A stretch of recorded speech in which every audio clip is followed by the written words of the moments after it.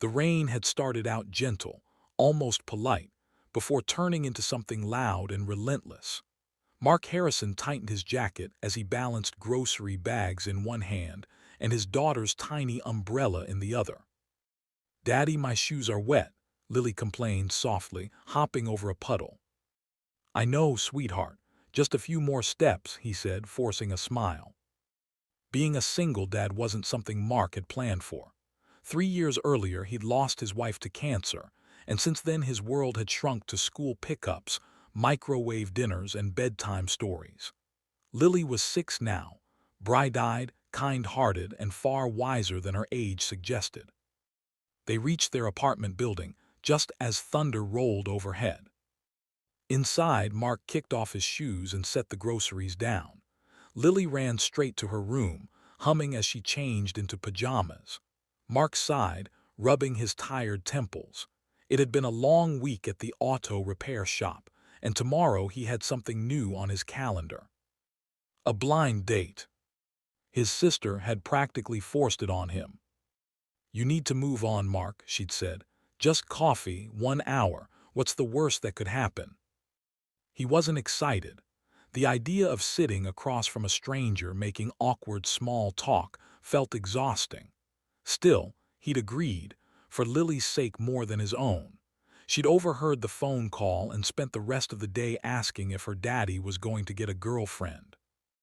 A sudden knock echoed through the apartment. Mark frowned. It was nearly 9. He wasn't expecting anyone. He opened the door cautiously. A woman stood there, drenched from head to toe, clutching a small overnight bag. Her dark hair clung to her face, and her mascara had smudged slightly beneath tired eyes. "I'm so sorry," she said quickly. "I think I have the wrong apartment, but my phone just died and—" Before she could finish, another clap of thunder shook the hallway. Lily peeked around Mark's leg, staring at the stranger with wide eyes. Mark hesitated for half a second before stepping aside. "Please come in. You'll catch pneumonia standing out there." The woman blinked in surprise. "Are you sure?" "Yes," Mark said simply. "At least dry off first."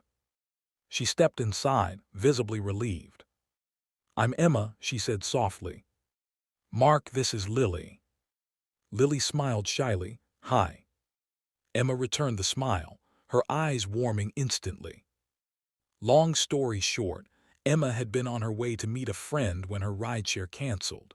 Her phone died, and the rain made it impossible to find help. Mark's apartment number happened to be the closest to where she'd been dropped off.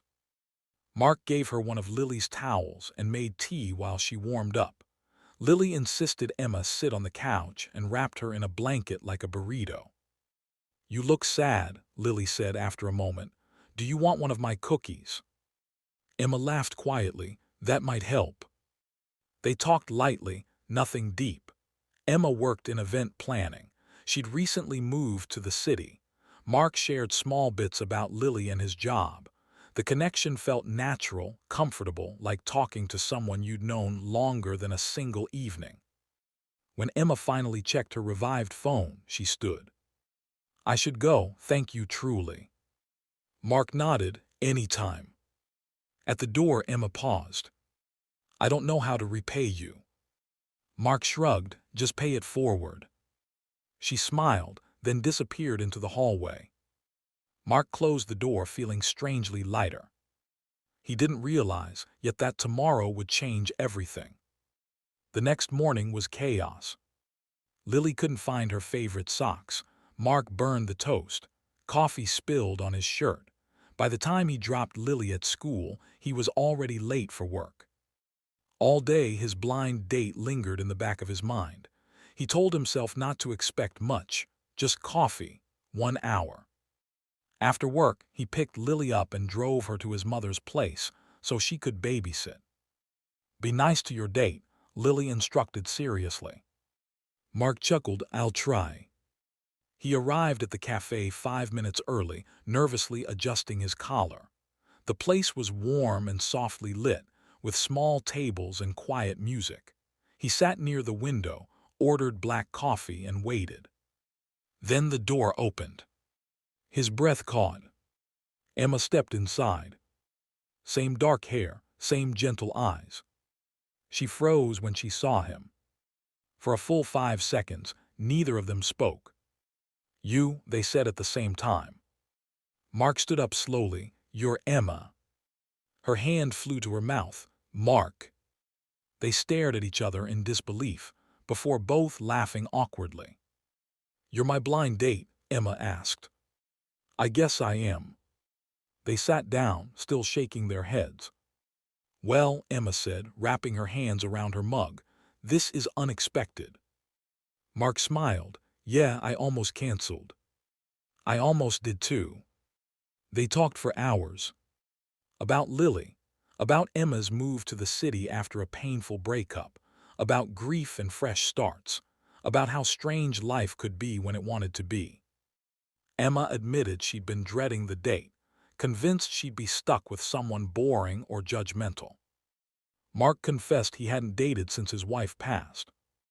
There were moments of silence, but they weren't awkward. They felt peaceful.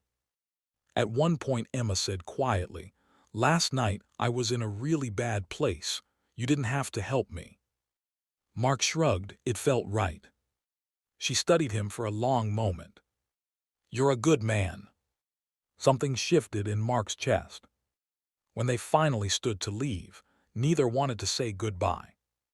So they didn't. Instead, Mark invited Emma to meet Lily the next day at the park. Emma accepted without hesitation. Lily liked Emma immediately. She showed her the swings, insisted she try the monkey bars, and proudly presented her collection of shiny rocks. Emma knelt beside Lily, listening to every story with genuine interest. Mark watched from the bench, his heart full. Over the following weeks, Emma slowly became part of their routine.